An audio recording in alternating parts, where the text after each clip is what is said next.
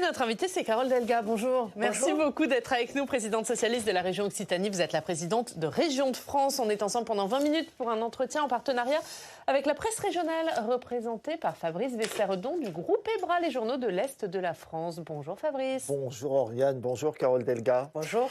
Carole Delga, on va parler du Salon de l'agriculture. Vous y étiez hier. On va parler de décentralisation. Mais d'abord, le climat politique se tend un peu plus ces derniers jours après le meurtre de Quentin Derenque. La France insoumise est sous pression politique. Est-ce qu'il faut un cordon sanitaire autour de LFI ?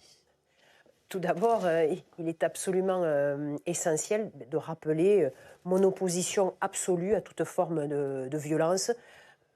Bien sûr, personne ne doit mourir de par ses opinions et il faut toujours être très très ferme sur la lutte contre la violence, sur le soutien aussi aux forces de sécurité et au niveau, bien sûr, du climat politique, rappeler que le combat premier, il est contre l'extrême droite, parce que c'est la République qui est menacée. Et concernant LFI, moi, dès 2022, j'avais indiqué que la gauche ne devait avoir aucune union avec LFI, parce que nous avons des divergences majeures avec LFI. Pour moi, il n'y a pas un signe égal entre LFI et le RN, puisque le RN est un parti raciste qui prône la préférence nationale, et je combats ces idées-là. Mais ça veut dire que si un candidat RN, un candidat LFI, vous votez pour la France insoumise. Laissez-moi finir. Juste LFI, pour moi, ne peut pas être dans une union avec les idées de la gauche et du Parti socialiste, parce que nous avons des différences majeures sur la question de l'international, sur la question du soutien absolu au peuple ukrainien, sur la condamnation du Hamas comme organisation terroriste et sur les questions aussi de laïcité. Mais vous pourriez encore voter pour un candidat de la France insoumise, notamment s'il est face au Rassemblement national. Que ce soit bien clair, ce duel que vous échafaudez LFI-RN, il peut être séduisant comme ça médiatiquement, mais ça ne va pas arriver, parce que si on ne combat pas absolument à gauche le fait que ça soit LFI qui représente la gauche, il faut combattre cela. Il faut que la gauche à laquelle j'appartiens, elle soit en affirmation et qu'elle soit vraiment en volonté d'accéder. Et donc, il n'est pas échafaudé médiatiquement, ce duel. Jean-Luc Mélenchon lui-même, non, mais bien sûr, il en fait un duel. C'est un des protagonistes, si vous préférez, Mélenchon ou Bardella ou Le Pen, bien sûr que ça les arrange d'avoir cette confrontation des extrêmes. Mais moi, mon engagement politique, c'est pour que la République gagne et pour que les idées socialistes et les idées de gauche gagnent. Mais du coup, donc moi, je ne vais pas accepter d'intérioriser une défaite à gauche où LFI serait notre représentant. Donc, ce serait une défaite. Avoir un représentant LFI pour la gauche, c'est une défaite. Mais bien entendu, comme va à gauche, on doit avoir des représentants qui se qualifient, et c'est tout mon engagement politique depuis des années pour cette gauche républicaine, avec un combat absolu contre l'extrême droite. Ce sont des ennemis de la République, il faut le rappeler, c'est extrêmement nocif pour la France, mais pour autant, rien ne justifie une union avec LFI. Rien ne le justifie. Vous savez qu'aux dernières élections, Jean-Luc Mélenchon était quand même un refuge pour des électeurs de gauche. Oui. On l'a vu, il est passé pas très loin du deuxième tour. Aujourd'hui, il crie au complot. Est-ce qu'il subit un procès injuste, comme il le dit ? Vous savez, c'est le principe des populistes. Ils ont toujours cette rhétorique comme quoi ils sont victimes d'un complot, comme quoi le système veut les écarter, alors que Jean-Luc Mélenchon a été quand même un des grands bénéficiaires du système aujourd'hui qu'il dénonce.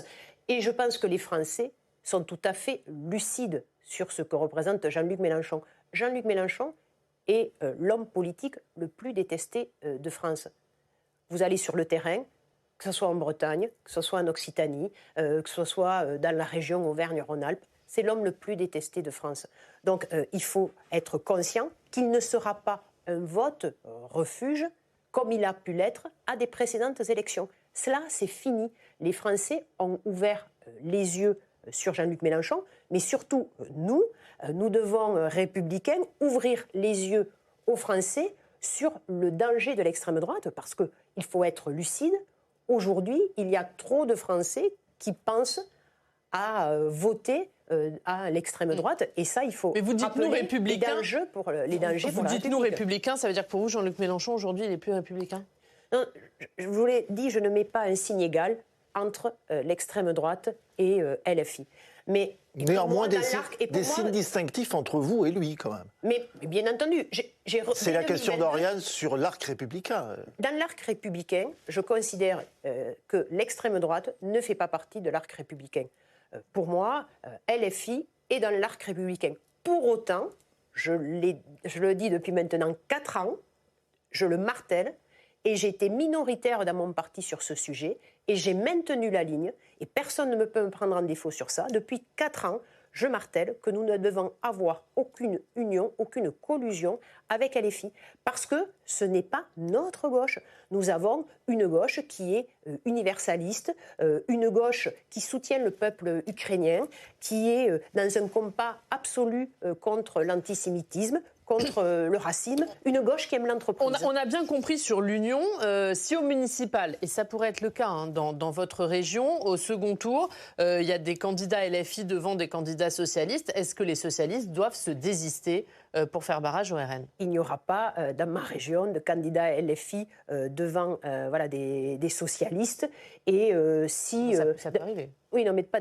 En l'occurrence, dans ma région, ça n'arrivera pas. Je vous le dis, voilà, clairement. Mais si cette hypothèse, on va dire, vraiment arrive dans d'autres territoires que ma région, eh bien, à ce moment-là, nous devons faire en sorte que le Rassemblement national ne gagne pas sans faire l'union, voilà. Donc, en effet, mais oui, il y a des non à l'union, oui, il y a des désistements. Est-ce que vous, alors vous l'avez dit, vous avez toujours été clair sur le sujet, et ce depuis 4 ans, est-ce que le PS, la direction du PS, doit encore clarifier ses positions, ou est-ce que pour vous, désormais, c'est clair ? Je pense qu'il est toujours nécessaire que la direction du Parti socialiste, en effet, clarifie ses propos. Et moi, pour ma part... Donc Olivier Faure, il n'est toujours pas clair là-dessus ? Pour ma part, avec cohérence et avec rigueur intellectuelle, je maintiens ma position. Il n'y aura, de ma part, en tant que personnalité de gauche, aucun soutien à une liste où il y aura LFI. Aurore Berger, la ministre, elle va plus loin. Elle appelle le RN à retirer ses candidats pour empêcher la victoire d'un candidat LFI. Qu'est-ce que vous en dites ? Non, alors j'en dis rien, vous voyez. Là, j'en dis rien parce que ça s'appelle ça le degré zéro de la politique et de l'irresponsabilité. Et si vous préférez, en France, il y a quand même de sacrés problèmes. Voilà, il y a de sacrés problèmes.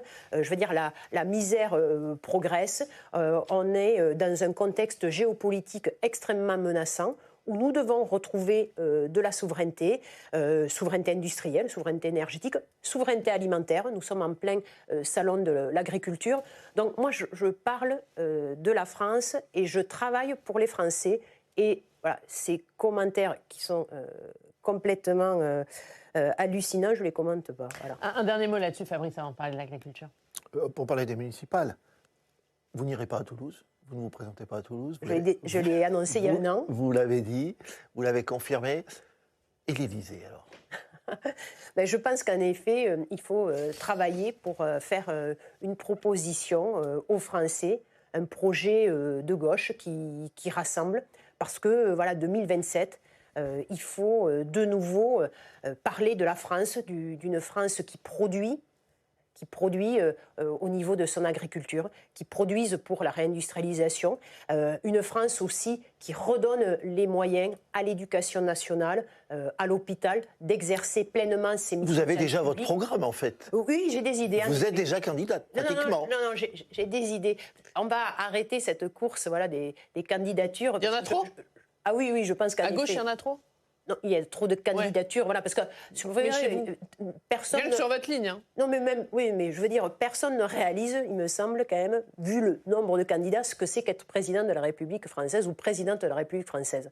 Voilà, donc ce genre de candidature spontanée, tous bords confondus, ce n'est pas à la hauteur des problèmes. Donc vous ne rajouterez pas votre nom à la liste. Donc je ne rajouterai pas mon nom à la liste. En revanche, je serai toujours autour d'une table de travail pour faire des propositions, parce qu'en effet, nous devons avoir une France qui retrouve sa puissance, qui, à l'échelle internationale, ait un poids, mais aussi une France qui construise une Europe plus forte, parce que nous avons besoin de nouveau d'être dans une Europe et dans une France de la production, et nous devons redonner les moyens à nos enseignants pour lutter contre le déterminisme social. C'est absolument indispensable.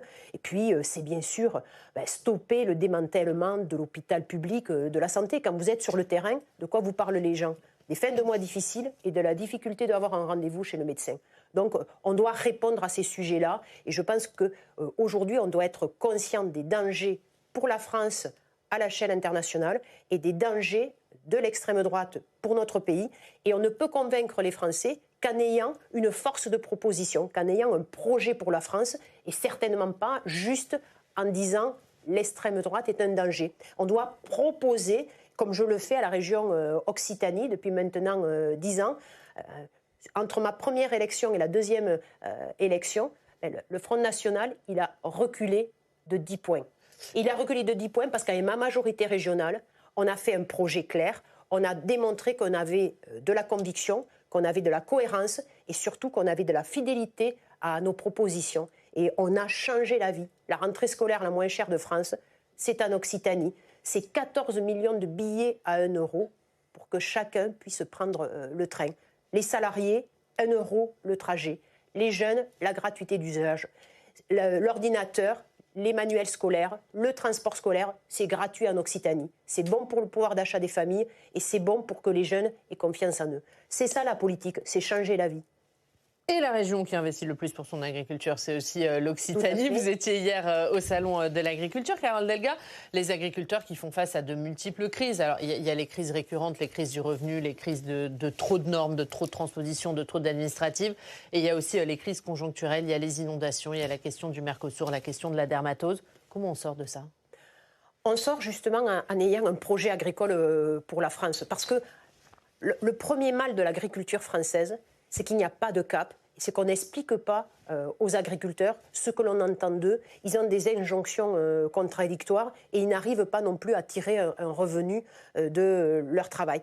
Et donc, il faut bâtir un projet agricole pour la France. Et l'Occitanie, on ne fait pas que réclamer.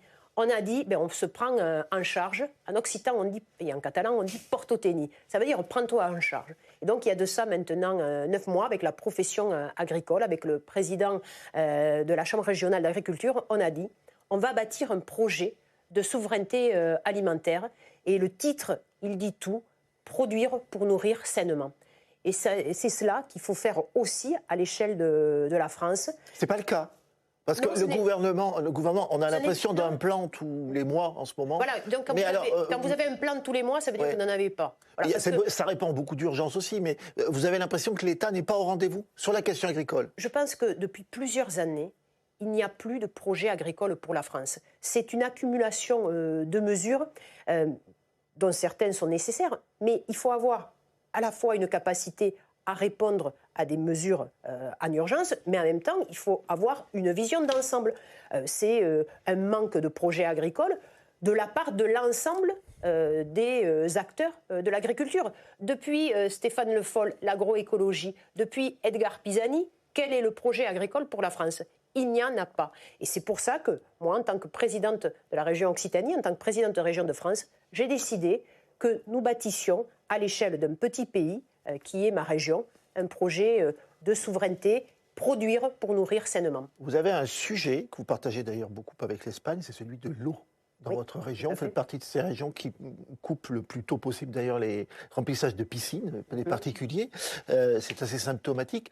Comment on sort de cette problématique de l'eau ? Parce que vous avez une question de tourisme, vous parlez beaucoup de l'industrie, et vous avez ce sujet agricole. Comment, dans une région comme la vôtre, vous pensez pouvoir vous en sortir ? Alors, est-ce qu'il y aura des restrictions déjà sur le tourisme ? Petite question comme ça. Alors là, si vous préférez, entre les pluies des dernières semaines, plus la neige qui est fortement tombée sur nos montagnes, je pense que cet été, nous allons avoir des nappes phréatiques qui seront quand même le plus haut. Mais la question de l'eau touche en effet prioritairement le contour méditerranéen, mais malheureusement, avec les effets du réchauffement climatique, ça va monter. Pour l'eau, en fait, il y a plusieurs solutions. Il n'y a pas une solution unique, une solution magique. Et tout d'abord, on doit faire en sorte de consommer le moins d'eau possible en tant que citoyen. Il faut aussi utiliser l'eau au bon moment, au bon usage. Les techniques satellitaires, la science nous permet, par exemple en matière agricole, de délivrer l'eau au bon moment de la croissance de la plante. Et donc les solutions, c'est quoi ? Tout d'abord, en plus d'être économe en eau, c'est tout d'abord d'avoir un maillage de réseau.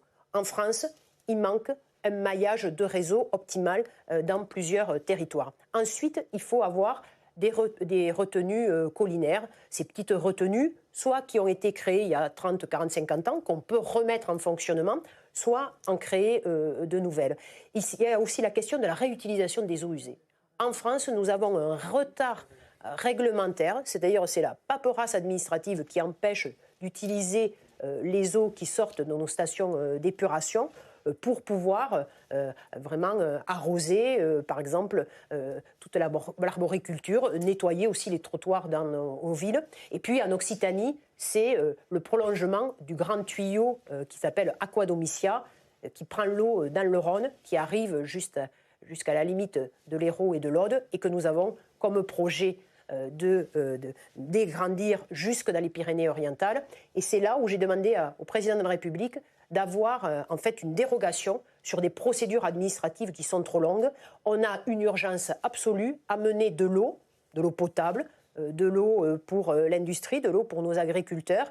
Et il faut qu'on stoppe ces procédures à rallonge. Il y a des procédures d'exception qui ont été faites pour Notre-Dame. Moi, je demande une procédure d'exception pour ce tuyau qui amène de l'eau pour la population. Fabrice, sur un autre sujet. Oui, là, on va parler de transport. C'est un autre gros sujet dans votre région. 2 lignes grande vitesse, Toulouse-Bordeaux, Montpellier-Perpignan. Est-ce que vous pensez que les calendriers sont tenables ?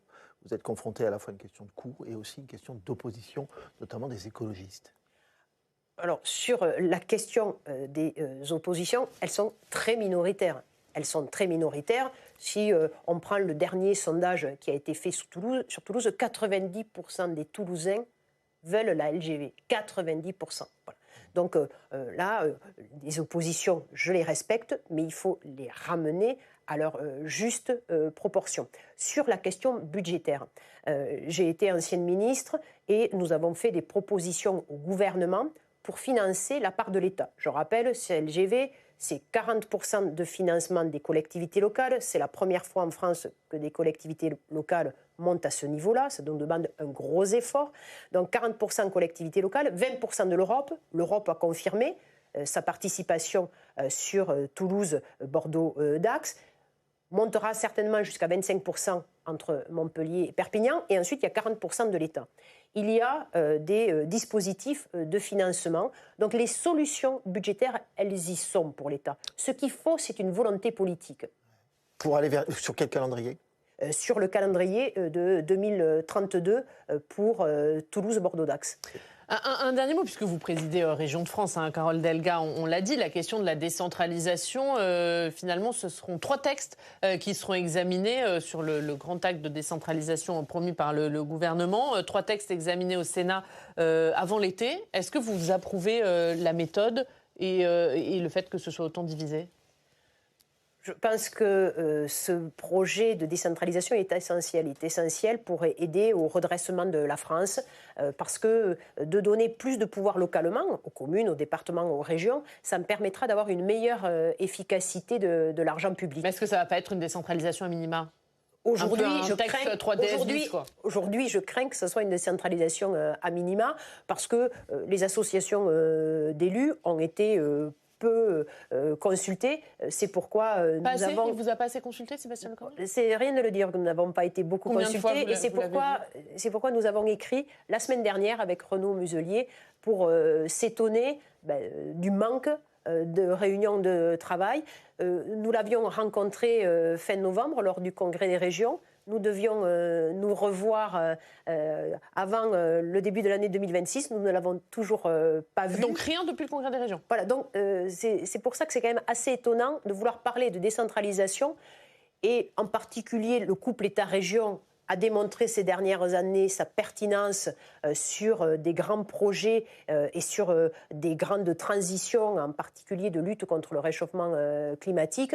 Donc oui, je suis un petit peu étonnée de ce manque de travail en commun. Et cela veut dire que ça peut franchement amener à une loi qui ne transforme pas la vie. Et je pense que les Français en ont assez une de loi ces inutile, lois, quoi. de ces lois pour le inutiles. dire plus simplement. Ouais, je crains qu'on se dirige vers cela et c'est pour ça que nous avons alerté avec Renaud Muselier et l'ensemble des présidents de région la semaine dernière dans un courrier assez grave par le ton au Premier ministre. Vous lui disiez quoi ? On lui disait qu'on allait aller dans le mur et que la France ne pouvait pas s'économiser d'une profonde réforme et de donner plus de pouvoir localement. Nous demandons les régions de gérer l'ensemble des aides aux entreprises. Nous demandons les régions d'avoir l'orientation scolaire parce que ce sont nous, les régions, qui faisons le lien entre l'enseignement et entre le monde de l'entreprise. Et sur l'orientation scolaire, nous avons besoin d'être beaucoup plus offensifs, d'expliquer à nos enfants toute la diversité des métiers et tous les parcours de formation. Sans réponse, j'imagine. Sans réponse, Premier ministre. Vous lui demandez donc un rendez-vous rapidement. Oui, tout à fait. Ce serait bien que Matignon réponde quand on écrit, que ce soit en tant que présidente de région de France ou que ce soit présidente de la région Occitanie. Je crois que le message est bien passé. Merci beaucoup. Merci Carole Delga d'avoir été notre invitée. La une du Progrès, Fabrice, ce sont les groupuscules violents dans le viseur de l'affaire Quentin. Voilà, et évidemment sur ce qui s'est passé à Lyon, la une du Progrès à Lyon. Merci beaucoup, Fabrice.